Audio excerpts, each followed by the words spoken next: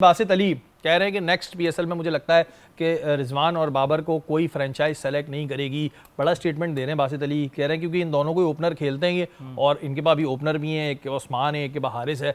तो क्या अगले साल अगर पीएसएल होगा तो ये रिजवान और बाबर को कोई सेलेक्ट भी नहीं करेगा? बासित अली कह रहे हैं, मैं नहीं कह रहा। नहीं, वो कह रहे हैं उनकी अपनी होगी, लेकिन मुझे नहीं लगता कि ऐसा होगा, क्योंकि रिजवान और वो बाबर का होना पीएसएल में भी होना इंपॉर्टेंट है। बेशक वो नेशनल टीम, जो हमारी नेशनल टीम है, उसका हिस्सा नहीं है, लेकिन पीएसएल में तो उनको होना चाहिए, बल्कि फ्रेंचाइज इंटरेस्टेड भी हैं, क्योंकि स्टार की अलग ही वैल्यू होती है।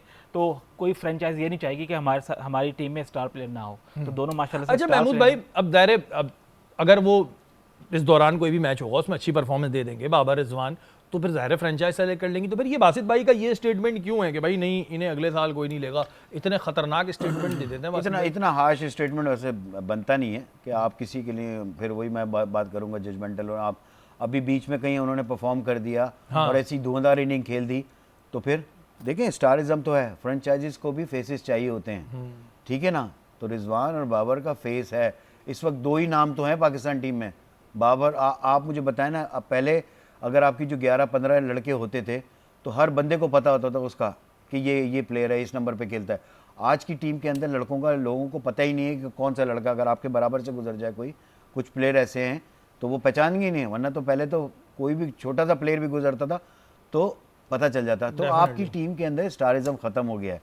तो स्टार को भी अगर आप इस तरह करना शुरू कर देंगे तो फिर बाद में तो प्रॉब्लम आएंगी आपको। स्टार्स जो बनाने हैं वो किसने बनाने? बोर्ड नहीं बनाने ना, बोर्ड बना ही नहीं रहा। एक टीम में आपके 4-4 5-5 कैप्टन हो रहे हैं, आप बीच में घूम फिर के उन्हीं को आके लड़वा रहे हैं। देखें उसमें देखें दो जब शाहीन को कप्तान बना दिया था ना T20 में, तो एक सीरीज के बाद नहीं हटाना चाहिए था, और वहां से सारी गलतियां स्टार्ट हुई हैं। जब बाबर ने दोबारा कप्तानी ली है, बाबर को जब हटा दिया था तो बाबर एक सीरीज के बाद बाबर क्यों आ गए कप्तानी लेने के लिए? छोड़ते, फिर अपनी क्रिकेट पे तवज्जो देते ना, फिर वर्ल्ड कप खेलने चले गए, वहां पर भी हार के आ गए हम। तो यहाँ से आपकी टीम में प्रॉब्लम शुरू हुए थे, और टीम की जो यूनिटी थी, बहुत सारे लोगों ने कहा कि यूनिटी नहीं है, तो रीजन ही था। समटाइम होता है कि आप जो है ना इस तरह की चीजें करके जो है वो टीम में मुश्किल कर देते हैं। वरना तो शाहीन भी परफॉर्म कर रहा था, बाबर भी परफॉर्म कर रहा था, रिजवान भी कर रहा था, तो ये वहां पर शुरू हो गई। फिर हर एक कप्तानी के चक्कर में आ गया, कैप्टनसी की लड़ाई थी, मैं शाहीन भी कप्तानी के चक्कर में, रिजवान भी कप्तानी के चक्कर में, अब इवन हसन अली भी कह रहा है मुझे भी कप्तान बना दे। मतलब हर बंदा सोचता है कि मैं कप्तान बनूं। भाई अपनी टीम में पहले आप 100% जगह बनाएं, फिर आप जब परफॉर्मेंस देखें, बेस्ट कप्तान वो होता है जो सबसे अच्छा परफॉर्मर हो टीम का, तो वही कप्तान बनता है ना। फिर परफॉर्मर के साथ उसमें ये एबिलिटी भी हो कि किस तरह टीम को लेके चलना है, किस तरह डिसीजन लेने हैं। तो ये तमाम चीजें होती हैं। कप्तानी की लड़ाई हो जा रही है, वो कह रहा है मुझे बना दो, वो कह रहा है मुझे बना दो। किसी को छोड़ो, फाद हाशमी को बना दो, ऊपर बैठे हुए सुन रहे हैं, फाद हाशमी को बना दो कैप्टन। अच्छा, इनका जिगरा भी बड़ा होना चाहिए, जिस तरह जोस बटलर जो चैंपियंस ट्रॉफी में 2 मैचेस हारे, बाहर हुए, और तीसरे मैच से पहले आ गए भाई कि मैं छोड़ रहा हूँ, मुझसे परफॉर्म नहीं हुआ, मैंने सही तरह लीड नहीं किया।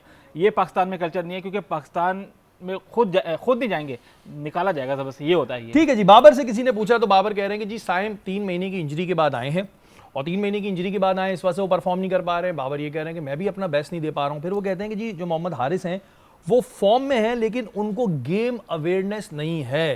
तो जो बेचारा फॉर्म में, उसको गेम अवेयरनेस नहीं है। ये पाकिस्तान ए का कप्तान रहा है, डोमेस्टिक रीजन का भी कप्तान रहा है, तो इस बेचारे को गेम अवेयरनेस ही नहीं है। देखें इस बात से मैं थोड़ा सा मुत्तफिक हूँ बाबर की ये वाली बात से कि हारिस को गेम अवेयरनेस नहीं है।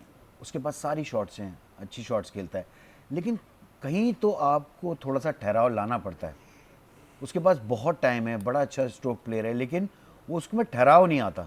अब आपकी विकेटें गिर रही हैं, अब आपकी फॉर्म भी लगी है, तो गेम को लेकर चलो ना यार।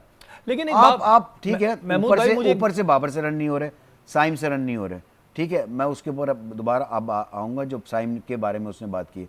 लेकिन जो लड़का परफॉर्म कर रहा है, जिसकी फॉर्म लगी है, तो फिर उसकी ड्यूटी बन जाती है कि वो टीम को लेकर निकले। अच्छा देखें, अब हर मैच में तो आपकी बात सही है। अब जैसे मोहम्मद हारिस की हम बात करते हैं तो ज़ाहिर है पीसीबी का पैसा खर्च होता है प्लेयर बनाने में, डेफिनेटली। तो इन पे जो इतना पैसा लगा है, तो फिर इनमें गेम अवेयरनेस क्यों नहीं है? ये रीज़न भी एक सवाल बनता है ना कि इसमें फिर ये लाएगा कौन? ये गेम अवेयरनेस के लिए कोई अवेयरनेस प्रोग्राम कराए जाए, बिठा के क्या करें फिर? गेम अवेयरनेस देखें बहुत ही इंपॉर्टेंट है। अगर आप गेम जब भी देखें ना, अभी तक ये लड़के सीमेंट नहीं कर पा रहे अपनी ऐसी परफॉर्मेंस नहीं है ना कि आप regular member of Pakistan team नहीं है। इसी वजह से नहीं है कि आपके पास गेम अवेयरनेस नहीं है। आप एक मैच में अच्छा खेलते हैं, अगले 2 मैच खराब खेल देते हैं आप। हाँ, क्यों? क्योंकि आपके अवेयरनेस ही नहीं आती आपको कहाँ पर किस तरह के शॉट को अवॉइड करना चाहिए। शॉट मारना बड़ी बात नहीं है, शॉट को अवॉइड करना वो बड़ी बात होती है। और ये बिल्कुल तो ये सारी चीजें, ये बात जो है, ये बात तो सही है कि हमारे जो प्लेयर्स हैं ना, उनके बारे में जैसे मैंने बाबर का कहा था कि सिग्नल आ रहे हैं जा रहे हैं,